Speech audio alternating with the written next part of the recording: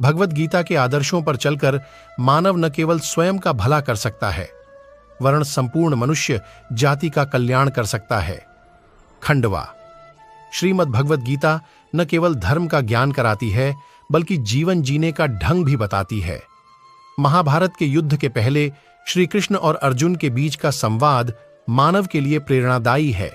गीता के उपदेशों का अनुसरण कर हम न केवल खुद का बल्कि समाज का भी भला कर सकते हैं। पंडित नारायण शर्मा कहते हैं कि महाभारत के युद्ध में जब पांडवों और कौरवों की सेना आमने सामने डटी थी, तो उस समय अर्जुन दुश्मन सेना में अपने बंधु बांधवों को देखकर अवसादग्रस्त हो जाते हैं।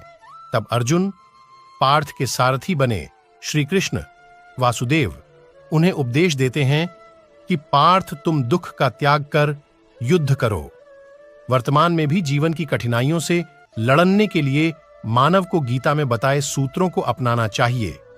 गीता के सूत्रों को अपनाने से व्यक्ति उन्नति पथ की ओर अग्रसर होता है। सोच में परिवर्तन। जो ज्ञानी पुरुष ज्ञान और कर्म को सम देखता है, उसी की सोच सही है। सही नजरिया रखने वाला व्यक्ति इच्छित फल की प्राप्ति कर लेता है। इसलिए व्यक्ति को ज्ञान और कर्म में संभव मन पर नियंत्रण जरूरी। मन बहुत चंचल होता है और वह सदा यहां से वहां भटकता रहता है। अशांत मन को योग और ध्यान का नियमित अभ्यास कर वश में किया जा सकता है। क्रोध पर काबू। गीता में लिखा है कि क्रोध भ्रम पैदा करता है और भ्रम से बुद्धि विचलित होती है। जब बुद्धि का विचलन हो जाता है तो तर्क करने की क्षमता भी क्षीण हो जाती है। जब मनुष्य में तर्क करने की क्षमता नहीं रह जाती तो वह पतन की ओर अग्रसर हो जाता है। इसलिए क्रोध से बचना चाहिए। मन पर अंकुश जरूरी। मन बहुत चंचल होता है, इस पर नियंत्रण करना बहुत जरूरी होता है।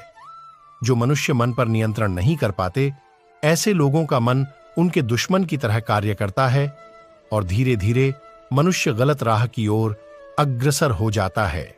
आत्मचिंतन है आवश्यक। मनुष्य को हर दिन आत्मचिंतन करना चाहिए।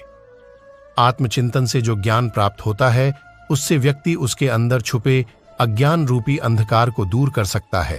कर्म का परिणाम। भगवान कृष्ण ने गीता में कहा है कि मनुष्य जैसा कर्म करता है, उसे उसी के अनुरूप परिणाम की प्राप्ति होती है।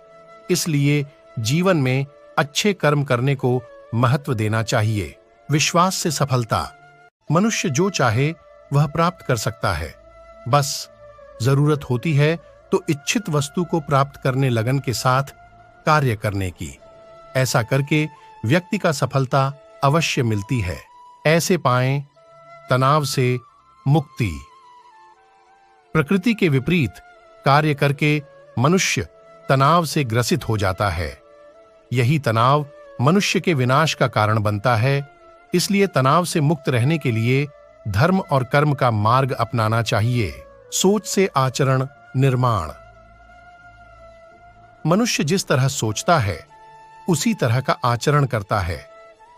स्वयं के अंदर के विश्वास को जागृत कर सोच में बदलाव ला सकता है, जो उसके जीवन के लिए बेहतर होगा। ईमानदारी से करें काम। बुद्धिमान व्यक्ति कर्म को प्रधान रखता है, वह उसके फल के बारे में कभी नहीं सोचता।